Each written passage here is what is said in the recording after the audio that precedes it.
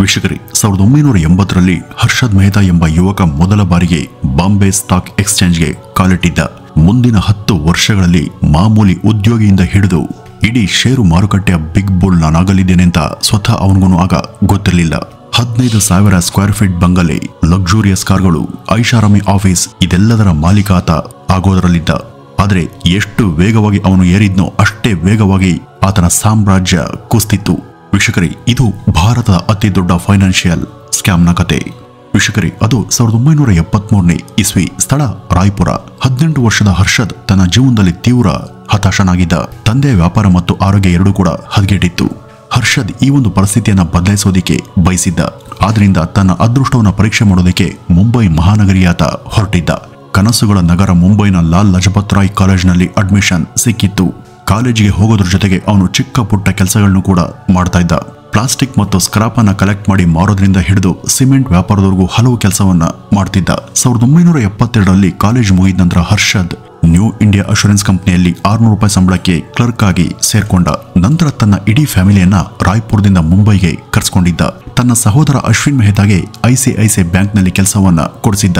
ಕೆಲಸದ ಜೊತೆಯಲ್ಲಿ ಇಬ್ರು ಕೂಡ ಸೈಡ್ ಬಿಸ್ನೆಸ್ ಅನ್ನ ಮಾಡ್ತಿದ್ರು. ಆದರೆ ಮುಂದಿನ 2 ವರ್ಷಗಳಲ್ಲಿ ಅನೇಕ ವ್ಯವಹಾರಗಳನ್ನ ಮಾಡೋದಕ್ಕೆ ಪ್ರಯತ್ನ ಪಟ್ಟರು ಕೂಡ ಅವರು ದೊಡ್ಡದಾಗಿ ಬೆಳೆಯೋದಕ್ಕೆ ಸಾಧ್ಯ ಆಗಲಿಲ್ಲ. ಹೀಗಿರುವಾಗ ಒಂದಿನ ಇಬ್ರು ಶೇರ್ ಮಾರ್ಕೆಟ್ನಲ್ಲಿ ತಮ್ಮ ಅದೃಷ್ಟವನ್ನು ಪರೀಕ್ಷೆ ಮಾಡೋದಕ್ಕೆ ನಿರ್ಧರಿಸಿದ್ರು. ಈ ಒಂದು ಸಮಯದಲ್ಲಿ BSEಯಲ್ಲಿ ಟ್ರೇಡಿಂಗ್ ರಿಂಗ್ ಇತ್ತು. ಎಲೆಕ್ಟ್ರಾನಿಕ್ ಟ್ರೇಡಿಂಗ್ ಇರಲಿಲ್ಲ. ಸ್ವಯಂ ಷೇರುಗಳನ್ನ ಖರೀದಿ ಮಾಡಬೇಕಿತ್ತು ಮತ್ತು ಮಾರಬೇಕಿತ್ತು. ಈ ಟ್ರೇಡಿಂಗ್ ರಿಂಗ್ ಅನ್ನ ಪ್ರವೇಶ ಮಾಡೋದಕ್ಕೆ ಉದ್ಯೋಗಿಗಳು ಮತ್ತು ದಲ್ಲಾಳಿಗಳಿಗೆ ಮಾತ್ರ ಅವಕಾಶ ಇತ್ತು. ಉದ್ಯೋಗಿಗಳ ಕೆಲಸ ತನ್ನ ಗ್ರಾಹಕರ ಪರವಾಗಿ ಷೇರುಗಳನ್ನ ಖರೀದಿ ಮಾಡೋದು ಮತ್ತು ಮಾರಾಟ ಮಾಡೋದಾಗಿತ್ತು. ಅಲ್ಲಿ ಟ್ರೇಡಿಂಗ್ ನಡೀತಾ ಇದ್ದನ್ನ ಕಂಡು ಹರ್ಷದ್ ತಾನು ಈ ರಿಂಗ್ಗೆ ಎಂಟ್ರಿ ಕೊಟ್ಟು ಡೀಲ್ಗಳನ್ನ ಮಾಡಬೇಕು ಅಂತ ನಿರ್ಧರಿಸಿದ್ದ. ಆದ್ರೆ ಇದಕ್ಕಾಗಿ ಅವನು ಉದ್ಯೋಗಿ ಆಗೋದು ಅನಿವಾರ್ಯವಾಗಿತ್ತು. P. ಅಂಬಾಲಾಲ್ ಎಂಬ ಬ್ರೋಕರ್ ಬಳಿ ಹೋಗಿ ತನ್ನನ್ನ ಉದ್ಯೋಗಿಯಾಗಿ ಸೇರಿಸಿಕೊಳ್ಳೋದಕ್ಕೆ ವಿನಂತಿಸಿಕೊಳ್ತಾನೆ. ಸಾಕಷ್ಟು ಪ್ರಯತ್ನದ ನಂತರ ಅವನಿಗೆ ಜಾಬರ್ ಬ್ಯಾಡ್ಜ್ ಸಿಕ್ಕಿತ್ತು. ಆದರೆ ಉದ್ಯೋಗಿಯಾದ ಅವನ ಮೊದಲ ದಿನ ತುಂಬಾನೇ ಕೆಟ್ಟದಾಗಿತ್ತು. ಆಗಿನ ಕಾಲದಲ್ಲೇ ಒಂದೇ ದಿನ 2,000 ರೂಪಾಯಿ ಲಾಸ್ ಆಯಿತು. ಆದರೆ ಇದರಿಂದ ದುಃಖ ಪಡದೆ ಅವನು ಇದನ್ನ ಪಾಠವಾಗಿ ಸ್ವೀಕರಿಸ್ತಾ ಮುಂದಿನ ಕೆಲವೇ ತಿಂಗಳುಗಳಲ್ಲಿ ಅವನು ತನ್ನ ಕೌಶಲ್ಯಗಳ ಮೂಲಕ ತ್ವರಿತವಾಗಿ ಮಾರುಕಟ್ಟೆಯಲ್ಲಿ ಅತ್ಯಂತ ಎಕ್ಸ್ಪರ್ಟ್ ಉದ್ಯೋಗಿಯಾದ. ಆಗ ಸ್ಟಾಕ್ ಮಾರುಕಟ್ಟೆಯಲ್ಲಿ ಹೆಚ್ಚು ಹಣವನ್ನು ಗಳಿಸೋದಕ್ಕೆ ಕಂಪನಿಯ ಬಗ್ಗೆ ಆಂತರಿಕ ಮಾಹಿತಿಯ ಅಗತ್ಯ ಇರುತ್ತೆ. ಇದು ಬೇರೆಯವರಿಗಿಂತ ಮೊದಲು ತನಗೆ ತಿಳಿಬೇಕು ಅಂತ ಈ ಹರ್ಷದ್ ಯೋಚಿಸಿದ್ದ. ಕಂಪನಿಗಳ ಆಂತರಿಕ ಮಾಹಿತಿಯನ್ನು ಕೊಡಬಹುದಾದಂತಹ ಜನರೊಂದಿಗೆ ಸಂಪರ್ಕವನ್ನ ಬೆಳೆಸೋದಕ್ಕೆ ಆತ ಶುರು ಮಾಡ್ತಾನೆ. ಅದಲ್ಲದೆ ಅವನು ಕಾರ್ಮಿಕ ಒಕ್ಕೂಟದ ನಾಯಕರೊಂದಿಗೆ ಸಂಪರ್ಕವನ್ನ ಸಾಧಿಸಿದ್ದ. ಅವರಿಂದ ಕಂಪನಿಯ ದೈನಂದಿನ ಪ್ರೊಡಕ್ಷನ್ ಡೇಟಾವನ್ನ ಪಡಿತಾ ಇದ್ದ. ಈ ಉತ್ಪಾದನೆ ಹೆಚ್ಚಾದ ಸಂದರ್ಭದಲ್ಲಿ ಈ ಕಂಪನಿ ಷೇರುಗಳನ್ನ ಹೆಚ್ಚು ಖರೀದಿ ಮಾಡಬಹುದು ಮತ್ತು ಕಡಿಮೆಯಾದಂತಹ ಸಂದರ್ಭದಲ್ಲಿ ಹಾಗೂ ಕಾರ್ಮಿಕರ ಮುಷ್ಕರ ಶುರುವಾಗೋ ರೀತಿ ಇದ್ರೆ ಮಾರುವಂತ ಯೋಜನೆಯನ್ನ ಹಾಕೊಂಡು ಇದರಲ್ಲಿ ಸಾಕಷ್ಟು ಯಶಸ್ವಿಯಾದ. ಇದನ್ನು ಆಗ ಇಂಟರ್ನಲ್ ಟ್ರೇಡಿಂಗ್ ಅಂತ ಕರೆಯಲಾಗ್ತಿತ್ತು. ಈಗ ಇದು ಕಾನೂನು ಬಾಹಿರವಾಗಿದೆ. ಆದ್ರೆ ಆ ಒಂದು ಸಮಯದಲ್ಲಿ ಅದು ಕಾನೂನುಬದ್ಧವಾಗಿತ್ತು. ನಂತರ ಉದ್ಯೋಗಿಯಾದಂತ ಹರ್ಷದ್ಗೆ ಇತರರಿಗೆ ಟ್ರೇಡಿಂಗ್ ಮಾಡುವುದಲ್ಲದೆ ತನ್ನ ಸ್ವಂತ ಹಣವನ್ನು ಕೂಡ ಮಾರುಕಟ್ಟೆಯಲ್ಲಿ ಹೂಡಿಕೆ ಮಾಡೋದಕ್ಕೆ ಶುರು ಮಾಡ್ತಾನೆ. 1982ರ ಹೊತ್ತಿಗೆ ಅವನು ಇಂಟರ್ನಲ್ ಟ್ರೇಡಿಂಗ್ ಆಧಾರದ ಮೇಲೆ ಸಾಕಷ್ಟು ಹಣವನ್ನ ಗಳಿಸಿದ್ದ. ನಂತರ ಆತ ದೊಡ್ಡ ಮನೆಗೆ ಶಿಫ್ಟ್ ಆಗ್ತಾನೆ. ಆಮೇಲೆ ಇಂಟರ್ನಲ್ ಟ್ರೇಡಿಂಗ್ ಹೊರತಾಗಿ ಪಂಪ್ ಅಂಡ್ ಡಂಪ್ ಎಂಬ ಇನ್ನೊಂದು ತಂತ್ರವನ್ನ ಪ್ರಯತ್ನ ಮಾಡೋದಕ್ಕೆ ಅವನು ಯೋಚಿಸ್ತಾ ಇದ್ದ. ಇದರಲ್ಲಿ ಹೆಚ್ಚು ಖರೀದಿ ಅಥವಾ ಮಾರಾಟವಾಗದಂತ ಸ್ಟಾಕ್ಗಳನ್ನ ಗುರುತಿಸಿ ಅಂತ ಶೇರ್ಗಳನ್ನ ಹರ್ಷದ್ ತಾನು ಹಾಗೂ ತನ್ನ ಜೊತೆಗಿದ್ದಂತ ಹಲವರ ಮೂಲಕ ಭಾರಿ ಪ್ರಮಾಣದಲ್ಲಿ ಖರೀದಿ ಮಾಡ್ತಿದ್ದ. ಆಗ ಆ ಷೇರುಗಳು ಮಾರುಕಟ್ಟೆಯಲ್ಲಿ ಕಡಿಮೆ ಪ್ರಮಾಣದಲ್ಲಿ ಇರ್ತಿದ್ವು, ಆದ್ರೆ ಬೇಡಿಕೆ ಹೆಚ್ಚಾಗ್ತಿತ್ತು. ಈ ರೀತಿ ಆದಾಗ ಹರ್ಷದ್ ತಮ್ಮಲ್ಲಿನ ಷೇರುಗಳನ್ನ ಇಷ್ಟಿಷ್ಟೇ ಮಾರಾಟ ಮಾಡಿ ಸಾಕಷ್ಟು ಲಾಭವನ್ನ ಮಾಡಿಕೊಳ್ತಿದ್ದ. ಹರ್ಷದ್ ತನ್ನ ಈ ಹೊಸ ತಂತ್ರಗಳಿಂದಾಗಿ ಸಾಕಷ್ಟು ದುಡ್ಡನ್ನ ಮಾಡ್ತಾ ಇದ್ದ.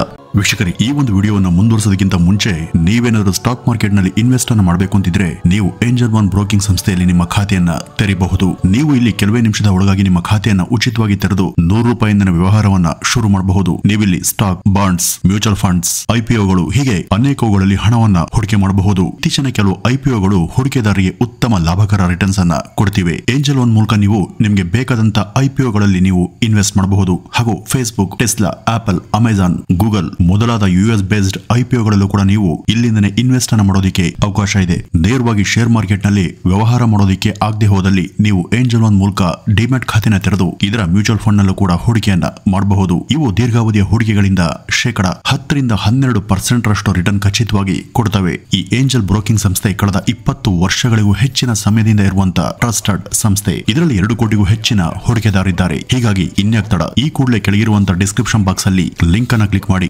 ಮುಂಚಿತವಾಗಿ ಡಿಮ್ಯಾಟ್ ಖಾತೆಯನ್ನು ತೆರೆದು ಶೇರ್ ಮಾರ್ಕೆಟ್ನಲ್ಲಿ ವ್ಯವಹಾರವನ್ನ ಶುರು ಮಾಡಿ ಈಗ ಮಾರುಕಟ್ಟೆಯಲ್ಲಿ ಯಾರು ಕೂಡ ಅವನನ್ನು ಸೋಲಿಸೋದಕ್ಕೆ ಸಾಧ್ಯ ಇಲ್ಲ ಎಂಬಷ್ಟರ ಮಟ್ಟಿಗೆ ಆತ ಬೆಳೆದಿದ್ದ. ಆದರೆ ನಂತರ ಸಂಭವಿಸಬಾರದ್ದು ಸಂಭವಿಸಿತ್ತು. ಅದು ಹರ್ಷದ್ನ ಸಂಪೂರ್ಣವಾಗಿ ಹಾಳು ಮಾಡಿತ್ತು. ಅದೇ ಬ್ಲಾಕ್ ಥರ್ಸ್ಡೇ. ವೀಕ್ಷಕರೇ, 1982 ಮಾರ್ಚ್ 18ನೇ ತಾರೀಕು ಸ್ಟಾಕ್ ಮಾರುಕಟ್ಟೆ ಎಂದಿನಂತೆ ಸಾಮಾನ್ಯವಾಗಿ ಶುರುವಾಗಿತ್ತು. ಆದರೆ ನಂತರ 2 ಗಂಟೆ ಸುಮಾರಿಗೆ ಮಾರುಕಟ್ಟೆ ವೇಗವಾಗಿ ಕುಸಿಯೋದಿಕ್ಕೆ ಶುರುವಾಯಿತು. ಭಾರಿ ಕುಸಿತವನ್ನ ನೋಡಿ ಎಲ್ಲರೂ ಕೂಡ ಪ್ಯಾನಿಕ್ ಆಗಿ ಶೇರ್ ಅನ್ನ ಮಾರೋದಿಕ್ಕೆ ಶುರು ಮಾಡಿದ್ರು. ಅದು ಎಷ್ಟರ ಮಟ್ಟಿಗೆ ಅಂದ್ರೆ ಕೇವಲ 15 ನಿಮಿಷದಲ್ಲಿ ಮಾರುಕಟ್ಟೆ ಶತಮಾನದ ಅತ್ಯಂತ ವೇಗದ ಕುಸಿತವನ್ನ ಕಾಣ್ತು. 10 ಲಕ್ಷದ ನಷ್ಟದೊಂದಿಗೆ ಹರ್ಷದ್ ಬಹುತೇಕ ಬರ್ಬಾದಾಗಿದ್ದ. ಬ್ರೋಕರ್ಗಳ ದುಡ್ಡು ಮರಳಿಸೋದಕ್ಕೆ ಅವನು ತನ್ನ ಹೆಂಡತಿಯ ಒಡವೆಯನ್ನ ಒತ್ತಿಡಬೇಕಾಯಿತು. ಮುಂದಿನ ಕೆಲವು ತಿಂಗಳ ಕಾಲ ಬ್ಯೂಟಿಷಿಯನ್ ಆಗಿದ್ದಂತ ಅಶ್ವಿನ್ ಅವರ ಪತ್ನಿನೇ ಮನೆ ನಡೆಸುವಂತ ಸಂಪೂರ್ಣ ಜವಾಬ್ದಾರಿಯನ್ನ ಹೊತ್ತರು. ಮುಂದೆ 1982 ಜೂನ್ನಲ್ಲಿ ಹರ್ಷದ್ ಮತ್ತು ಅಶ್ವಿನ್ ಷೇರು ಮಾರುಕಟ್ಟೆಗೆ ಮರುಪ್ರವೇಶವನ್ನ ಮಾಡಿದ್ರು. ಈ ಸಲ ಅವರು ತಮ್ಮದೇ ಆದಂತ ಸ್ಟಾಕ್ ಟ್ರೇಡಿಂಗ್ ಸಂಸ್ಥೆಯನ್ನ ತೆರೆಯೋದು ಮತ್ತೆ ಜನಕ್ಕೆ ಷೇರು ಮಾರುಕಟ್ಟೆ ಬಗ್ಗೆ ಸಲಹೆಯನ್ನ ಕೊಡುವಂತ ಯೋಜನೆಯನ್ನ ಹಾಕೊಂಡ್ರು.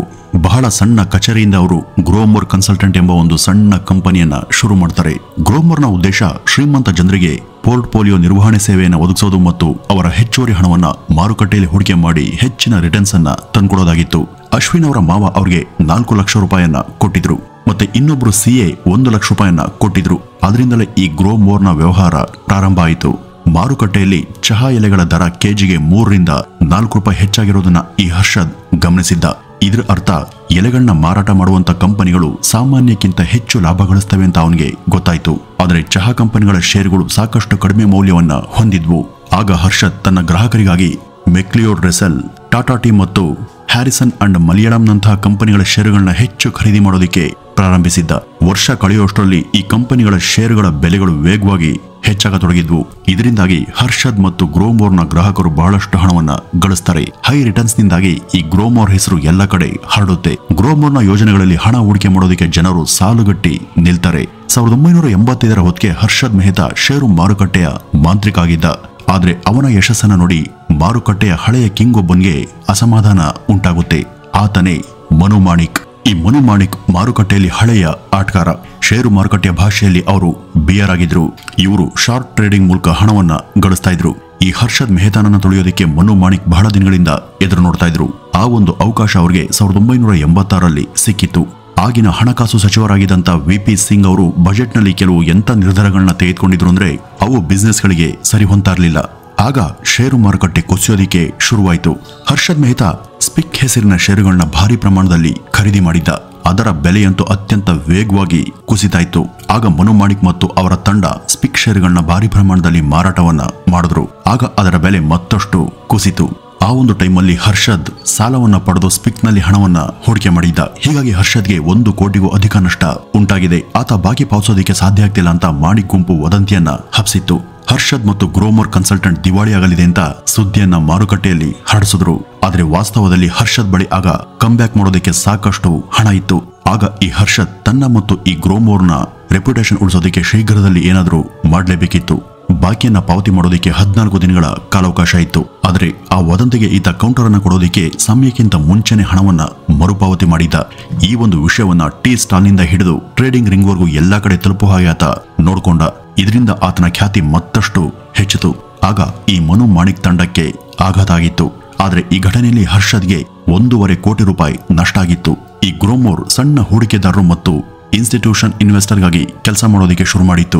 ಶೀಘ್ರದಲ್ಲೇ ಈ ಗ್ರೋಮೋರ್ ಭಾರತದ ಅತಿ ದೊಡ್ಡ ಇನ್ಸ್ಟಿಟ್ಯೂಷನ್ ಬ್ರೋಕರ್ಗಳಲ್ಲಿ ಒಂದಾಯಿತು. ಆದ್ರೆ ಹರ್ಷದ್ ಮೆಹ್ತಾ ಮನಸ್ಸಲ್ಲಿ ಯಾವಾಗಲೂ ಕೂಡ ಒಂದು ವಿಷಯ ಕಾಡ್ತಾನೆ ಇತ್ತು. ತನ್ನ ಜೀವನದ ಉದ್ದಕ್ಕೂ ಬರೀ ಬ್ರೋಕರ್ ಆಗಿನೇ ಇತರರ ಹಣವನ್ನ ಎಷ್ಟು ದಿನ ಅಂತ ಷೇರು ಮಾರುಕಟ್ಟೆಯಲ್ಲಿ ಹೂಡಿಕೆ ಮಾಡೋದು, ನಾವೇ ದೊಡ್ಡ ಹೂಡಿಕೆದಾರರಾಗೋದು ಯಾವಾಗ ಎಂಬ ಚಿಂತೆ ಕಾಡ್ತಿತ್ತು. ಹಣ ಮತ್ತು ಲಾಭ ಎರಡೂ ಕೂಡ ತಂದಾಗಬೇಕು ಅಂತ ಆತ ಬಯಸಿದ್ದ. ಆದ್ರೆ ಇದಕ್ಕಾಗಿ ಅವರು 100 ಕೋಟಿ ಮೌಲ್ಯದ ಬಂಡವಾಳವನ್ನ ಹಾಕಬೇಕಿತ್ತು. ಆದ್ರೆ ಅಷ್ಟು ಹಣ ಈತನ ಬಳಿ ಇರಲಿಲ್ಲ. ಈ ಒಂದು ಬಂಡವಾಳಕ್ಕಾಗಿ ಹರ್ಷದ್ ಹೊಸ ಮಾರುಕಟ್ಟೆಯನ್ನ ಪ್ರವೇಶ ಮಾಡೋದಕ್ಕೆ ನಿರ್ಧರಿಸಿದ್ದ. ಅದೇ ದಿ ಮನಿ ಮಾರ್ಕೆಟ್. ವೀಕ್ಷಕರೇ, ಈ ಮನಿ ಮಾರ್ಕೆಟ್ ಮೂಲತಃ ಒಂದು ಬ್ಯಾಂಕ್ನಿಂದ ಮತ್ತೊಂದು ಬ್ಯಾಂಕ್ ಶಾರ್ಟ್ ಟರ್ಮ್ ಸಾಲವನ್ನು ತೆಗೆದುಕೊಳ್ಳುವಂತ ವ್ಯವಸ್ಥೆ ಆಗಿದೆ. ಈ ಒಂದು ಸಾಲದ ಅವಧಿ ಕೇವಲ 15 ದಿನಗಳು ಮಾತ್ರ. ಸಾಮಾನ್ಯವಾಗಿ ಬ್ಯಾಂಕ್ಗಳು ಪರಸ್ಪರ ಸಾಲವನ್ನ ನೀಡುತ್ತವೆ. ಇದರಿಂದ ಅವರು ಬಡ್ಡಿಯ ರೂಪದಲ್ಲಿ ಹೆಚ್ಚುವರಿ ಆದಾಯವನ್ನ ಗಳಿಸಬಹುದಿತ್ತು. ಯಾವುದೇ ಬ್ಯಾಂಕ್ಗೆ ಅಲ್ಪಾವಧಿಗೆ ಹಣದ ಅಗತ್ಯ ಇರುವಾಗ ಈ ಸಾಲವನ್ನ ತೆಗೆದುಕೊಳ್ತವೆ. ಇದನ್ನ ಒಂದು ಉದಾಹರಣೆಯೊಂದಿಗೆ ಅರ್ಥ ಮಾಡ್ಕೊಳ್ಳೋದಾದ್ರೆ, ಸಿಟಿ ಬ್ಯಾಂಕ್ ಬಳಿ 100 ಕೋಟಿ ರೂಪಾಯಿ ಹೆಚ್ಚುವರಿ ಹಣ ಇರುತ್ತೆ. ಅದನ್ನ ಆ ಬ್ಯಾಂಕ್ ಇತರ ಬ್ಯಾಂಕ್ಗಳಿಗೆ ಸಾಲ ಕೊಡೋದಕ್ಕೆ ರೆಡಿ ಇರುತ್ತೆ. ಮತ್ತೊಂದು ಕಡೆ ಬ್ಯಾಂಕ್ ಆಫ್ ಅಮೆರಿಕಾಗೆ ಅರ್ಜೆಂಟ್ ಆಗಿ 100 ಕೋಟಿ ಬೇಕಿರುತ್ತೆ. ಆಗ ಸಿಟಿ ಬ್ಯಾಂಕ್ ಆ ಬ್ಯಾಂಕ್ ಆಫ್ ಅಮೆರಿಕಾಗೆ 100 ಕೋಟಿಯನ್ನ ಕೊಡುತ್ತೆ. ಅದಕ್ಕೆ ಪ್ರತಿಯಾಗಿ ಬ್ಯಾಂಕ್ ಆಫ್ ಅಮೆರಿಕಾ ತನ್ನ 100 ಕೋಟಿ ರೂಪಾಯಿ ಮೌಲ್ಯದ ಆಸ್ತಿಯನ್ನ ಸಿಟಿ ಬ್ಯಾಂಕ್ಗೆ ಅಡ ಇಡಬೇಕಿತ್ತು. ಸಾಮಾನ್ಯವಾಗಿ ಸ್ವತ್ತು ಹಾಗೂ ಗೌರ್ಮೆಂಟ್ ಬಾಂಡ್ಗಳನ್ನ ಹೀಗೆ ಅಡ ಇಡಬಹುದಿತ್ತು. 15 ದಿನ ಆದ್ಮೇಲೆ ಬ್ಯಾಂಕ್ ಆಫ್ ಅಮೆರಿಕಾ ಸಿಟಿ ಬ್ಯಾಂಕ್ಗೆ 100 ಕೋಟಿ ರೂಪಾಯಿನ ಬಡ್ಡಿ ಸಮೇತ ಹಿಂದಿರುಗಿಸಿದ ಮೇಲೆ ಆ ಸೆಕ್ಯೂರಿಟಿಗಿಂತ ಕೊಟ್ಟಿದ್ದಂತ ಆಸ್ತಿಯನ್ನ ಮರಳಿಸಬೇಕು. ಆದ್ರೆ ಈ ಸಂಪೂರ್ಣ ಪ್ರಕ್ರಿಯೆಯನ್ನ ಸುಗಮ ಮತ್ತು ಅನುಕೂಲಕರ ಮಾಡೋದಕ್ಕೆ ಆಸ್ತಿ ಅಡ ಇಡುವಂತ ಬದಲು BR ಗಳನ್ನ ಬಳಸೋದಕ್ಕೆ ಶುರು ಮಾಡಿದ್ರು. ಈ BR ಅಂದ್ರೆ ಬ್ಯಾಂಕ್ ರಿಸಿಪ್ಟ್ ಅಂತ. ನಾವು ನಿಮ್ಮಿಂದ 100 ಕೋಟಿಯನ್ನ ಪಡೆದಿದ್ದೇವೆ, ನಾವು ಅದನ್ನ ವಾಪಸ್ ಕೊಡದೇ ಇದ್ರೆ ನಮ್ಮ ಆಸ್ತಿಯನ್ನ ನೀವು ತೆಗೆದುಕೊಳ್ಬಹುದು ಅಂತ ಒಂಥರ ವಾಗ್ದಾನ ಮಾಡಿದ ಹಾಗೆ ಎರಡು ಬ್ಯಾಂಕ್ಗಳ ನಡುವಿನ ಈ ಸಂಪೂರ್ಣ ವಹಿವಾಟನ್ನ RFD ಅಂತ ಕರೆಯಲಾಗುತ್ತೆ. ಅಂದ್ರೆ ರೆಡಿ ಫಾರ್ವರ್ಡ್ ಡೀಲ್ಗಳು. ಈ ರೆಡಿ ಫಾರ್ವರ್ಡ್ ಡೀಲ್ಗಳನ್ನ ಮನಿ ಮಾರ್ಕೆಟ್ನ ಬ್ರೋಕರ್ಗಳು ಮ್ಯಾನೇಜ್ ಮಾಡ್ತಿದ್ರು. ಯಾವ ಬ್ಯಾಂಕ್ ಬಳಿ ಹೆಚ್ಚು ಹಣ ಇದೆ, ಯಾವ ಬ್ಯಾಂಕ್ಗೆ ಅದರ ಅಗತ್ಯ ಇದೆ ಎಂಬುದನ್ನು ಅರಿತು ಮಧ್ಯವರ್ತಿಗಳಾಗಿ ಅದನ್ನ ಕೊಡಿಸಿ ಆ ಒಂದು ಕೆಲಸಕ್ಕಾಗಿ ತಾವು ಕಮಿಷನ್ ಅನ್ನ ಪಡೆಯುತ್ತಿದ್ರು. ಈಗ ಹರ್ಷದ್ ಮೆಹ್ತಾ ಈ ಬ್ರೋಕರ್ ಆಗೋದಿಕ್ಕೆ ಬಯಸಿದ್ದ. ಆದ್ರೆ ಮೊದಲೇ ಅಲ್ಲಿ ತಳ ಊರ್ದಂತ ಬ್ರೋಕರ್ಗಳು ಹೊಸಬ್ರನ್ನ ಬಿಟ್ಕೊಳ್ಳೋದಿಕ್ಕೆ ರೆಡಿ ಇರಲಿಲ್ಲ. ಅಜಯ್ ಕಹಾನ್ ಮತ್ತು ಹೇಮೇಂದ್ರ ಕೊಠಾರಿ ಅಂತ ಕೆಲವರು ಒಟ್ಟಾಗಿ ಮನಿ ಮಾರ್ಕೆಟ್ ಕಾರ್ಟೆಲ್ ಅನ್ನ ನಡೆಸ್ತಿದ್ರು ಮತ್ತೆ ಇಡೀ ಮಾರ್ಕೆಟ್ ಅನ್ನ ನಿಯಂತ್ರಣ ಮಾಡ್ತಿದ್ರು ಎಂಬುದನ್ನ ಹರ್ಷದ್ ತಿಳ್ಕೊಂಡಿದ್ದ. ಯಾವಾಗ ತನಗೆ ಅಲ್ಲಿ ಅವಕಾಶ ಸಿಗಲ್ಲ ಅಂತ ಗೊತ್ತಾಯ್ತು, ಆಗ ಹರ್ಷದ್ ಆ ಗ್ರೂಪ್ ನಿಂದ ಅಸಮಾಧಾನ ಹೊಂದಿದವರನ್ನ ಹುಡುಕಿ ತಾನೇ ಒಂದು ಹೊಸ ಕಾರ್ಟೆಲ್ ಅನ್ನ ರಚಿಸಿಕೊಂಡ. ಬ್ಯಾಂಕ್ ಆಫ್ ಅಮೆರಿಕಾ ಮತ್ತು ANZ ಗ್ರೀನ್ಲೆಸ್ ನಂತ ಬ್ಯಾಂಕ್ಗಳನ್ನ ಹರ್ಷದ್ ಗುರುತಿಸ್ತ. ಹರ್ಷದ್ ಅವ್ರಿಗೆ ತಮ್ಮ ಬ್ರೋಕರಿಂಗ್ ಸೇವೆಗಳನ್ನ ಕೊಡೋದಕ್ಕೆ ಶುರು ಮಾಡಿದ. ಕೇವಲ 2 ವರ್ಷಗಳಲ್ಲಿ ಈ ಹರ್ಷದ್ ಮನಿ ಮಾರ್ಕೆಟ್ನ ಟಾಪ್ ಬ್ರೋಕರ್ ಆಗಿ ಉತ್ತಮ ಹಣವನ್ನ ಗಳಿಸಿದ್ದ. ಆದ್ರೆ ಈ ಹರ್ಷದ್ ಮನಿ ಮಾರ್ಕೆಟ್ ನಲ್ಲಿ ದಲ್ಲಾಳಿಯಾಗಿ ಹಣವನ್ನು ಗಳಿಸೋದಕ್ಕೆ ಬಂದಿರಲಿಲ್ಲ. ಮನಿ ಮಾರ್ಕೆಟ್ ಅನ್ನು ಬಳಸಿಕೊಂಡು ಷೇರು ಮಾರುಕಟ್ಟೆಯಲ್ಲಿ ಸಾವಿರಾರು ಕೋಟಿ ಗಳಿಸುವಂತ ಯೋಜನೆ ಅವಂದಾಗಿತ್ತು. ಆದ್ರೆ ವೀಕ್ಷಕರೇ, ಆತನ ಈ ಒಂದು ಯೋಜನೆನೇ ಮುಂದೆ ಭಾರತದ ಅತಿ ದೊಡ್ಡ ಹಣಕಾಸು ಹಗರಣದ ರೂಪವನ್ನ ಪಡೆಯಲಿತ್ತು. ಮನಿ ಮಾರ್ಕೆಟ್ನಲ್ಲಿ ಸಮಯವನ್ನು ಉಳಿಸೋದಕ್ಕೆ ಅನೇಕ ಬ್ಯಾಂಕ್ಗಳು ಮುಂಚಿತವಾಗಿಯೇ ಬ್ರೋಕರ್ಗಳ ಖಾತೆಗೆ ಹಣವನ್ನ ವರ್ಗಾವಣೆ ಮಾಡ್ತಿದ್ವು. ಬ್ರೋಕರ್ಗೆ ಒಳ್ಳೆ ಡೀಲ್ ಸಿಕ್ಕಾಗ ಅವನು ಅದನ್ನ ಅವಶ್ಯಕತೆ ಇರುವಂತಹ ಬ್ಯಾಂಕ್ಗೆ ತಕ್ಷಣ ವರ್ಗಾಯಿಸಿ ಅವರಿಂದ BR ಪಡೆದು ಅದನ್ನ ಸಾಲ ಕೊಟ್ಟಂತ ಬ್ಯಾಂಕ್ಗೆ ಕೊಡಬೇಕಿತ್ತು. ಹಾಗೆ ವರ್ಗಾವಣೆ ಮಾಡಿದಂತ ಹಣ ಕೆಲವೊಮ್ಮೆ 15-20 ದಿನ ಬ್ರೋಕರ್ ಬಳಿನೇ ಇರ್ತಿತ್ತು. ಇಲ್ಲಿನ ಈ ಒಂದು ಲೂಪ್ ಹೋಲ್ಸ್ ಅನ್ನ ಕಂಡುಕೊಂಡಂತ ಹರ್ಷದ್ ಮೆಹ್ತಾ ಬ್ಯಾಂಕ್ಗಳು ಮುಂಗಡವಾಗಿ ಅವನಿಗೆ ಹಣವನ್ನ ವರ್ಗಾಯಿಸಿದಾಗ ಆ ಹಣವನ್ನ ಷೇರು ಮಾರುಕಟ್ಟೆಯಲ್ಲಿ ಹೂಡಿಕೆ ಮಾಡೋದಕ್ಕೆ ಈತ ಶುರು ಮಾಡಿದ್ದ. ತನ್ನ ನೆಚ್ಚಿನ ಷೇರುಗಳ ಬೆಲೆಗಳನ್ನ ಕೃತಕವಾಗಿ ಹೆಚ್ಚು ಮಾಡಿ ಯಾವುದಾದ್ರೂ ಬ್ಯಾಂಕ್ಗೆ ಸಾಲ ಬೇಕು ಅಂದಾಗ ಅವುಗಳನ್ನ ಮಾರಿ ಅವ್ರಿಗೆ ಹಣ ಕೊಟ್ಟು ಅವರಿಂದ BR ಪಡೆದು ಮೂಲ ಬ್ಯಾಂಕ್ಗೆ ಕೊಡ್ತಾ ಇದ್ದ. ಇಲ್ಲಿ ಷೇರು ಮಾರುಕಟ್ಟೆಯಿಂದ ಬಂದಂತ ಲಾಭ ಹಾಗೂ ಬ್ಯಾಂಕಿನಿಂದ ಬರ್ತಿದ್ದಂತ ಕಮಿಷನ್ ಹೀಗೆ ಎರಡೆರಡು ಕಡೆ ಆದಾಯವನ್ನ ಯಾರದೋ ದುಡ್ಡಲ್ಲಿ ಪಡಿತಾ ಇದ್ದ. ಇಷ್ಟಕ್ಕೂ ಸಮಾಧಾನ ಆಗದಂತ ಅವನು ಈ ಒಂದು ವ್ಯವಹಾರದಲ್ಲಿನ ಮತ್ತೊಂದು ಲೂಪ್ ಹೋಲ್ ಅನ್ನ ಕಂಡುಕೊಂಡಿದ್ದ. ಅದೇನಂದ್ರೆ ಸಾಲಕ್ಕೆ ಬದಲಾಗಿ ಬ್ಯಾಂಕ್ಗಳು ಕೊಡುವಂತ BR ಅನ್ನ ಯಾರು ಕ್ರಾಸ್ ಚೆಕ್ ಮಾಡ್ತಿರ್ಲಿಲ್ಲ. ಇದರ ಅರ್ಥ BR ನಲ್ಲಿ ಹೇಳಿದ ಹಾಗೆ ಸೆಕ್ಯೂರಿಟೀಸ್ ಅಂದ್ರೆ ಅಷ್ಟು ಆಸ್ತಿ ನಿಜವಾಗಿಯೂ ಆ ಬ್ಯಾಂಕ್ ಬಳಿ ಇದೆಯಾ ಅಂತ ಯಾರೂ ನೋಡ್ತಿರ್ಲಿಲ್ಲ. ಇದರ ಲಾಭವನ್ನ ಪಡೆಯೋದಕ್ಕೆ ಯೋಚನೆ ಮಾಡದಂತ ಹರ್ಷದ್ ಯಾವುದೋ ಸಣ್ಣ ಪುಟ್ಟ ಬ್ಯಾಂಕ್ಗಳಿಗೆ 100 ಕೋಟಿ ರೂಪಾಯಿ ಕೊಟ್ಟಿದ್ದೇನೆ ಅಂತ ಹೇಳಿ ಆ ಬ್ಯಾಂಕ್ಗಳು ನೀಡಿದ ಹಾಗೇನೆ ಒಂದು ನಕಲಿ BR ಅನ್ನ ಕೊಡ್ತಾ ಇದ್ದ. ಹೀಗಾದಾಗ ಆತನಿಗೆ ಷೇರು ಮಾರುಕಟ್ಟೆಯಲ್ಲಿ ಶೇರ್ ಕೊಳ್ಳೋದಿಕ್ಕೆ ಹಾಗೂ ಶೇರ್ ಅನ್ನ ಮಾರೋದಿಕ್ಕೆ ಹೆಚ್ಚು ಸಮಯ ಸಿಗ್ತಾ ಇತ್ತು. ಹೀಗಾಗಿ ಅದರಿಂದ ಭರ್ಜರಿ ಲಾಭವನ್ನ ಗಳಿಸ್ತ. ವೀಕ್ಷಕರೇ, 1990 ಮತ್ತು 92ರ ನಡುವೆ ಈ ಹರ್ಷದ್ ಬ್ಯಾಂಕ್ಗಳ ಈ ಹಣವನ್ನ ಮಾರುಕಟ್ಟೆಯನ್ನ ಗಗನಕ್ಕೇರಿಸೋದಿಕ್ಕೆ ಉಪಯೋಗಿಸಿಕೊಂಡಿದ್ದ. ಮೇ 1990ರಲ್ಲಿ 800 ಅಂಕಗಳ ಆಸುಪಾಸಲ್ಲಿದ್ದಂತ ಸೆನೆಕ್ಸ್ ಏಪ್ರಿಲ್ 1992ರ ಹೊತ್ತಿಗೆ ಸುಮಾರು 4,500 ಅಂಕವನ್ನ ತಲುಪಿತ್ತು. ಅಂದ್ರೆ ಕೇವಲ 2 ವರ್ಷಗಳಲ್ಲಿ ಸುಮಾರು 460% ಗ್ರೋ ಆಗಿತ್ತು. ಹರ್ಷದ್ ಮೆಹ್ತಾನ ನೆಚ್ಚಿನ ಷೇರುಗಳಾದಂತ ACC ಬೆಲೆಯನ್ನ 300ರಿಂದ 10,000ಕ್ಕೆ ಏರಿಸಿದ್ದ.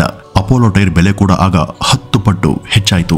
ಮಾರುಕಟ್ಟೆಯನ್ನು ತಗ್ಗಿಸೋದಕ್ಕೆ ಮನು ಮಾಣಿಕ್ ಮತ್ತು ಇತರ ಬಿಯರ್ಗಳು ಹಲವಾರು ಪ್ರಯತ್ನಗಳನ್ನ ಪಟ್ಟರಾದ್ರೂ ಮಾರುಕಟ್ಟೆ ನಿರಂತರವಾಗಿ ಏರ್ತಾನೆ ಇತ್ತು. ಏಕೆಂದ್ರೆ ಹರ್ಷದ್ ಬಳಿ ಮಾರುಕಟ್ಟೆಯನ್ನ ಮೇಲೆತ್ತೋದಕ್ಕೆ ಹಣದ ಖಜಾನೆನೇ ಇತ್ತು. ಸಾಕಷ್ಟು ಹಣ ಬಂದ ತಕ್ಷಣ ಈ ಹರ್ಷದ್ 15,000 ಚದರ ಅಡಿಯ ಅದ್ದೂರಿ ಪೆಂಟ್ ಹೌಸ್ ಅನ್ನ ಖರೀದಿ ಮಾಡಿದ್ದ. ಅವನ ಹತ್ರ ಒಟ್ಟು ಲೆಕ್ಸಸ್ ಕಾರ್ ಸೇರಿದಂತೆ ಸುಮಾರು 29 ಕಾರ್ಗಳು ಇದ್ವು. ಇದೆಲ್ಲದರ ಜೊತೆಗೆ ಈ ಹರ್ಷದ್ಗೆ ದಿ ಬಿಗ್ ಬುಲ್ ಎಂಬ ಹೊಸ ಬಿರುದು ಕೂಡ ಬಂದಿತ್ತು. ಮಾರುಕಟ್ಟೆಯಲ್ಲಿ ಹರ್ಷದ್ನ ಪ್ರಭಾವ ಎಷ್ಟರ ಮಟ್ಟಿಗೆ ಇತ್ತು ಅಂದ್ರೆ ಅವನು ಕೈ ಹಾಕ್ತಂತ ಷೇರುಗಳ ಬೆಲೆ ದಿನ ಕಳೆಯೋಷ್ಟರಲ್ಲಿ ಏರ್ತಿದ್ವು. ಅವನು ಒಂದ್ಸಾರಿ ಮಜ್ದಾ ಇಂಡಸ್ಟ್ರೀಸ್ ನ ಷೇರುಗಳನ್ನ ಖರೀದಿ ಮಾಡಿದಾಗ ಅದ್ರ ಬೆಲೆ ಹೆಚ್ಚಾಗುತ್ತೆ. ಆದ್ರೆ ಅದರ ಜೊತೆಗೆ ಸ್ವರಾಜ್ ಮಜ್ದಾ ಎಂಬ ಹೆಸರಿನ ಮತ್ತೊಂದು ಕಂಪನಿಯ ಶೇರ್ ಬೆಲೆ ಕೂಡ ಏರೋದಕ್ಕೆ ಶುರುವಾಗಿತ್ತು. ಯಾಕೆಂದ್ರೆ ಅದರ ಹೆಸರಲ್ಲಿ ಮಜ್ದಾ ಅಂತ ಇತ್ತು ಮತ್ತು ಈ ಒಂದು ಕಂಪನಿಯ ಶೇರ್ಗಳನ್ನು ಕೂಡ ಹರ್ಷದ್ ಖರೀದಿ ಮಾಡಿದ್ದಾನೆ ಅಂತ ಜನ ಭಾವಿಸಿದ್ರು. ಮಾಧ್ಯಮಗಳು ಹರ್ಷದ್ನ ದೊಡ್ಡದಾಗಿ ತೋರಿಸೋದಕ್ಕೆ ಶುರು ಮಾಡಿದ್ವು. ಅವನು ಬಿಸ್ನೆಸ್ ಇಂಡಿಯಾ ಮತ್ತು ಇಂಡಿಯಾ ಟುಡೇ ಅಂತ ಮುಖಪುಟಗಳಲ್ಲಿ ರಾರಾಜಿಸ್ತಾ ಇದ್ದ. ಮಾಧ್ಯಮಗಳು ಅವನನ್ನ ಭಾರತದ ಅತಿ ಹೆಚ್ಚು ಆದಾಯ ತೆರಿಗೆ ಪಾವತಿದಾರ ಅಂತ ಘೋಷಿಸಿದ್ವು. ಖ್ಯಾತಿ ಮತ್ತು ಯಶಸ್ಸು ಈ ಹರ್ಷದ್ನ ತಲೆಗೇರಿತ್ತು. ಅವನು ತನ್ನನ್ನು ತಾನು ದೇವರು ಅಂತಾನೆ ಪರಿಗಣಿಸೋದಕ್ಕೆ ಶುರು ಮಾಡಿದ್ದ. ಇಷ್ಟು ಯಶಸ್ಸಿನ ನಂತರ ಕೂಡ ಆತ ನಿಲ್ಲುವಂತ ಮನಸ್ಸನ್ನ ಮಾಡಲಿಲ್ಲ. ಗ್ಲೋಬಲ್ ಇನ್ವೆಸ್ಟ್ಮೆಂಟ್ ಬ್ಯಾಂಕ್, ಮೇರಿ ಲಿಚ್ ಮತ್ತು ಟಾಟಾದವರ ಟೆಲ್ಕೋ ಕಂಪನಿಗಳಿಂದ ಭಾರಿ ಲಾಭವನ್ನು ಗಳಿಸುವಂತ ಗುರಿಯನ್ನ ಆತ ಹೊಂದಿದ್ದ. ಆದ್ರೆ ವಿಧಿ ಅವನಿಗಾಗಿ ಬೇರೆಯದೇ ಯೋಜನೆಯನ್ನ ಹಾಕೊಂಡಿತ್ತು. ವೀಕ್ಷಕರೇ, 1991ರಲ್ಲಿಯೇ ಮನಿ ಮಾರ್ಕೆಟ್ನಲ್ಲಿ ಈ ನಕಲಿ ಬಿಯರ್ಗಳು ಇವೆ ಎಂಬ ಸುಳಿವು RBIಗೆ ಸಿಕ್ಕಿತ್ತು. ಅವುಗಳ ದುರುಪಯೋಗ ಆಗ್ತಿರೋದು ಕೂಡ ಆಗ RBIಗೆ ಗೊತ್ತಾಯಿತು. ಆಗ RBI ಕೆಲವು ಬ್ಯಾಂಕ್ಗಳ ವಿರುದ್ಧ ತನಿಖೆಗೆ ಆದೇಶ ಮಾಡಿತು. ಜೊತೆಗೆ ಎಲ್ಲ ಬ್ಯಾಂಕ್ಗಳಿಗೆ ಬಿಯರ್ಗಳ ಬಳಕೆಗೆ ಸಂಬಂಧಪಟ್ಟಂತೆ ಕಟ್ಟುನಿಟ್ಟಾದಂತಹ ಮಾರ್ಗಸೂಚಿಗಳನ್ನು ಕೂಡ ಕೊಡ್ತು. ಅಂದ್ರೆ ನಕಲಿ ಬಿಯರ್ಗಳನ್ನ ಬಳಸಿ ಮನಿ ಮಾರ್ಕೆಟ್ನಲ್ಲಿ ಕಾರ್ಯವನ್ನ ನಿರ್ವಹಿಸುವುದು ತುಂಬಾ ಕಷ್ಟಕರವಾಗಿತ್ತು. ಆದರೆ ಇದರ ನಂತರ ಕೂಡ ಹರ್ಷದ್ ಡಿಸೆಂಬರ್ 1991ರಲ್ಲಿ SBIನಿಂದ 500 ಕೋಟಿ ರೂಪಾಯಿಗಳನ್ನ ತೆಗೆದುಕೊಂಡಿದ್ದ. ಈ ಒಂದು ಹಣವನ್ನ ಷೇರು ಮಾರುಕಟ್ಟೆಯಲ್ಲಿ ಹಾಕಿದ್ದ. ಆದರೆ ಬೇರೆ ಬ್ಯಾಂಕ್ಗಳಿಂದ ಈ SBIಗೆ ನಕಲಿ ಬಿಯರ್ನ ಕೊಡೋದಿಕ್ಕೆ ಅವನಿಗೆ ಸಾಧ್ಯ ಆಗಲಿಲ್ಲ. ಆಗ ಈ ಹರ್ಷದ್ SBIನ ಅಧಿಕಾರಿಯಾಗಿದ್ದಂತ R ಸೀತಾರಾಮನ್ ಎಂಬಾತನಿಗೆ ಲಂಚ ಕೊಟ್ಟು ಈ ಬಿಯರ್ ಅನ್ನ ಕೊಡದೇ ಇರುವಂತ ಸಂಗತಿಯನ್ನ ಹಿರಿಯ ಅಧಿಕಾರಿಗಳಿಗೆ ಗೊತ್ತಾಗದಂತೆ ನೋಡ್ಕೊಳ್ಳೋದಿಕ್ಕೆ ಹೇಳಿದ್ದ. ಕೆಲವು ದಿನ ಹಿರಿಯ SBI ಅಧಿಕಾರಿಗಳಿಗೆ 500 ಕೋಟಿ ರೂಪಾಯಿಗಳ ಆ ಸೆಕ್ಯೂರಿಟೀಸ್ ಕ್ಯಾಪ್ ಬಗ್ಗೆ ಗೊತ್ತಾಗ್ಲಿಲ್ಲ. ಆದರೆ ಅದು ತುಂಬಾ ದಿನ ನಡೆಯಲಿಲ್ಲ. ಏಪ್ರಿಲ್ 1992ರಲ್ಲಿ SBIನ ಅಧಿಕಾರಿಗಳು ತಮ್ಮ ದಾಖಲೆಗಳಲ್ಲಿ 500 ಕೋಟಿ ರೂಪಾಯಿಗಳ ಅಂತರವನ್ನ ಪತ್ತೆ ಹಚ್ಚಿದ್ದಾರೆ. ಆಗ ಈ SBI ಹರ್ಷದನ್ನ ಕರೆಸಿ ಹಣವನ್ನ ಹಿಂದಿರುಗಿಸೋದಕ್ಕೆ ಒತ್ತಾಯಿಸುತ್ತೆ. ಆದ್ರೆ ಹರ್ಷದ್ಗೆ ಈ ಒಂದು ಹಣದ ಅಗತ್ಯ ತುಂಬಾನೇ ಇತ್ತು. ಅದರಿಂದ ಆತ ಷೇರು ಮಾರುಕಟ್ಟೆಯನ್ನ ಎತ್ತರದಲ್ಲಿರುವಂತೆ ನೋಡ್ಕೊಳ್ಳೋದಿಕ್ಕೆ ಬೇಕಿತ್ತು. ಹಾಗಾಗಿ ಆ ಹಣವನ್ನ ಹಿಂದಿರುಗಿಸೋದಕ್ಕೆ ಆಗ್ಲಿಲ್ಲ. ಈ ಹರ್ಷದ್ನ ಸಹೋದರ ಅಶ್ವಿನ್ ಕೆಲವು ಷೇರ್ಗಳನ್ನ ಮಾರಿ ಹಣ ಕೊಡೋದಕ್ಕೆ ತನ್ನ ಅಣ್ಣನ್ಗೆ ಹೇಳಿದನಾದ್ರೂ ಹರ್ಷದ್ ಅದನ್ನ ಒಪ್ಪಲಿಲ್ಲ. ಹಣವನ್ನ ಕೊಟ್ರೆ ಷೇರು ಮಾರುಕಟ್ಟೆ ತನ್ನ ಅಣತಿಯಂತೆ ನಡೆಯೋದಕ್ಕೆ ಸಾಧ್ಯ ಇಲ್ಲ. ಹಣ ಕೊಡದೇ ಇದ್ರೆ SBI ಕಾನೂನು ಕ್ರಮವನ್ನು ಕೈಗೊಳ್ತಿತ್ತು. ಆದ್ರಿಂದ ತನ್ನ ಎಲ್ಲಾ ಹಗರಣ ಹೊರಬರೋದ್ರಲ್ಲಿತ್ತು. ಹೀಗೆ ಅಡ್ಡ ಕತ್ತರಿಯಲ್ಲಿ ಸಿಲುಕಂತ ಹರ್ಷದ್ ಕೊನೆಗೆ SBI ಬಳಿ ಸ್ವಲ್ಪ ಸಮಯವನ್ನ ಕೇಳಿದ್ದ. ನಂತರ NHB ಎಂಬ ಇನ್ನೊಂದು ಬ್ಯಾಂಕ್ನಿಂದ ಹಣವನ್ನ ಪಡೆದು ಆ ಹಣವನ್ನ SBIಗೆ ಕಂತುಗಳಲ್ಲಿ ಬರ್ಸೋದಿಕ್ಕೆ ಈತ ಶುರು ಮಾಡಿದ್ದ. ಆದ್ರೆ ಆಗ್ಲೇ ತುಂಬಾ ತಡ ಆಗಿತ್ತು. ಟೈಮ್ಸ್ ಆಫ್ ಇಂಡಿಯಾದ ವರದಿಗಾರ್ತಿಯಾದಂತಹ ಸುಚೇತಾ ದಲಾಲ್ ಎಂಬುವರಿಗೆ ಈ ಸಂಪೂರ್ಣ ಪ್ರಕರಣದ ಬಗ್ಗೆ ಮಾಹಿತಿ ಸಿಕ್ಕಿತ್ತು. ಅವರು 1992 ಏಪ್ರಿಲ್ 23ನೇ ತಾರೀಕು SBI ಖಾತೆಯಿಂದ ಸುಮಾರು 500 ಕೋಟಿ ರೂಪಾಯಿ ಮಿಸ್ ಆಗಿದೆ. ಇದಕ್ಕೆಲ್ಲ ಕಾರಣ ಬಿಗ್ ಬುಲ್ ಹರ್ಷದ್ ಮೆಹ್ತಾ ಅಂತ ಮುಖಪುಟದಲ್ಲಿ ಸುದ್ದಿಯನ್ನ ಪ್ರಕಟಿಸಿದ್ರು. ಈ ಒಂದು ವರದಿ ಸಂಸತ್ನಲ್ಲೂ ಕೂಡ ಗದ್ದಲ ಎಬ್ಬಿಸಿತು. ವಿರೋಧ ಪಕ್ಷಗಳು ಸರ್ಕಾರದ ವಿರುದ್ಧ ಧ್ವನಿ ಎತ್ತಿದ್ರು. ಗಾಬರಿಗೊಂಡಂತ ಸರ್ಕಾರ ಹರ್ಷದ್ ಮೇಲೆ ಆದಾಯ ತೆರಿಗೆ, RBI ಮತ್ತು CBI ತನಿಖೆಗೆ ಆದೇಶ ಮಾಡಿತು. ಮನಿ ಮಾರ್ಕೆಟ್ ಮತ್ತು ಷೇರು ಮಾರುಕಟ್ಟೆಯ ಸಂಪೂರ್ಣ ಹಗರಣ ಒಂದೊಂದಾಗಿ ಬೆಳಕಿಗೆ ಬರೋದಕ್ಕೆ ಶುರುವಾಯಿತು. ಎಷ್ಟು ಬುದ್ಧಿವಂತಿಕೆಯಿಂದ ಬ್ಯಾಂಕಿನ ಹಣವನ್ನ ಬಳಸಿ ಷೇರು ಮಾರುಕಟ್ಟೆಯನ್ನ ಕೃತಕವಾಗಿ ಏರುವಂತೆ ಮಾಡಲಾಗಿತ್ತು ಅಂತ ಇಡೀ ದೇಶಕ್ಕೆ ಆಗ ಗೊತ್ತಾಯಿತು. ಆಗ ಷೇರು ಮಾರುಕಟ್ಟೆಯಲ್ಲೂ ಕೂಡ ಭೀತಿ ಹರಡಿತು. ಹರ್ಷದ್ ಮೆಹ್ತಾನ ಷೇರುಗಳ ಸ್ಥಿತಿ ಅತ್ಯಂತ ದಯನೀಯವಾಗಿತ್ತು. ರಿಟೇಲ್ ಹೂಡಿಕೆದಾರರಾದಂಥ ನಿಮ್ಮಂತವರು ಕೂಡ ಲಕ್ಷಗಟ್ಟಲೆ ಕೋಟಿಗಟ್ಟಲೆ ಹಣವನ್ನ ಕಳೆದುಕೊಂಡ್ರು. ಹರ್ಷದ್ನ ಜೊತೆ ಸೇರಿ ಹಗರಣದಲ್ಲಿ ಭಾಗಿಯಾಗಿದ್ದಂಥ ಬ್ಯಾಂಕ್ ಆಫ್ ಕರದ್ ಮತ್ತು ಮೆಟ್ರೋಪಾಲಿಟನ್ ಕಾರ್ಪೊರೇಷನ್ ಬ್ಯಾಂಕ್ಗಳು ಮುಳುಗಿ ಹೋದ್ವು. ಈ ಸಂಪೂರ್ಣ ಹಗರಣದ ಗಾತ್ರ ಆಗಿನ ಕಾಲದಲ್ಲಿ ಸುಮಾರು 4,000 ಕೋಟಿ ಅಂದ್ರೆ ನೀವು ನಂಬಲೇಬೇಕು. 1992 ಜೂನ್ 4ನೇ ತಾರೀಕು ಹರ್ಷದ್ ಮೆಹ್ತಾ ಮತ್ತು ಅಶ್ವಿನ್ ಮೆಹ್ತಾರನ್ನ ಬಂಧಿಸಲಾಯಿತು. ಅವರ ಆಸ್ತಿ, ಅವ್ರ ಮನೆ, ಬ್ಯಾಂಕ್ ಖಾತೆಗಳು ಮತ್ತು ಕಾರುಗಳನ್ನು ಕೂಡ ಮುಟ್ಕೊಲ್ ಹಾಕಲಾಯಿತು. ನಂತರ ಈ ಒಂದು ಕಾನೂನು ಹೋರಾಟ ವರ್ಷಗಳ ಕಾಲ ಮುಂದುವರಿಯಿತು. ನಂತರ 2001 ಡಿಸೆಂಬರ್ 31ನೇ ತಾರೀಕು ಹರ್ಷದ್ ಮೆಹ್ತಾ ಸಾವನ್ನಪ್ಪಿದ್ದ. ವೀಕ್ಷಕರೇ, ಇಡೀ ಭಾರತ ದೇಶದಲ್ಲಿ ಅತಿ ದೊಡ್ಡ ಫೈನಾನ್ಷಿಯಲ್ ಸ್ಕ್ಯಾಮ್ ಅನ್ನು ನಡೆಸಿದಂಥ ಈ ಹರ್ಷದ್ ಮೆಹ್ತಾನ ಅಂತ್ಯ ಈ ರೀತಿ ಕೊನೆಗೊಂಡಿತ್ತು. ವೀಕ್ಷಕರೇ, ತುಂಬಾ ಜನ ಈ ಹರ್ಷದ್ ಮೆಹ್ತಾನನ್ನ ಆತ ಒಬ್ಬ ಫ್ರಾಡ್ ಅಂತ ಕರೆದ್ರೆ ಅದಕ್ಕಿಂತ ಹೆಚ್ಚು ಜನ ಅವನೊಬ್ಬ ತುಂಬಾ ಬುದ್ಧಿವಂತ ವ್ಯಕ್ತಿ ಅಂತ ಹೊಗಳುತ್ತಾರೆ. ಒಬ್ಬ ಸಾಮಾನ್ಯ ವ್ಯಕ್ತಿ ತನ್ನ ಬುದ್ಧಿವಂತಿಕೆಯಿಂದ ಅತಿ ಹೆಚ್ಚು ಟ್ಯಾಕ್ಸ್ ಅನ್ನ ಕಟ್ಟುವ ಮಟ್ಟಕ್ಕೆ ಬೆಳೆದದ್ದು ನಿಜಕ್ಕೂ ಮೆಚ್ಚುವಂತದ್ದೇ. ಆದ್ರೆ ಆತ ಮಾಡದಂತ ತಪ್ಪು ಏನು ಅಂದ್ರೆ ನಕಲಿ ರಿಸಿಪ್ಟ್ಗಳನ್ನ ಬ್ಯಾಂಕ್ಗಳಿಗೆ ಕೊಡ್ತಾ ಇದ್ದದ್ದು. ಇವತ್ತಿಗೂ ಹಲವು ಪ್ರಕಾರ ಈ ಹರ್ಷದ್ ಮೆಹ್ತಾನಂತನ ಇಂಟೆಲಿಜೆಂಟ್ ಮತ್ತೊಬ್ಬ ಹುಟ್ಲಿಲ್ಲ ಅನ್ನೋದು ಹಲವರ ಅಭಿಪ್ರಾಯ. ವೀಕ್ಷಕರೇ, ಇದಿಷ್ಟು ಈ ಹರ್ಷದ್ ಮೆಹ್ತಾ ಬಗ್ಗೆ ಇರುವಂತಹ ಒಂದಷ್ಟು ಮಾಹಿತಿ. ಇನ್ನು ಈ ಹರ್ಷದ್ ಮೆಹ್ತಾ ಬಗ್ಗೆ ತಮ್ಮ ಅಭಿಪ್ರಾಯವನ್ನು ಹಂಚಿಕೊಳ್ಳಿ ಅಂತ ಹೇಳ್ತಾ ಈ ಒಂದು ವಿಡಿಯೋವನ್ನ ಇಲ್ಲಿಗೆ ಮುಗಿಸೋಣ. ನಮಸ್ಕಾರ.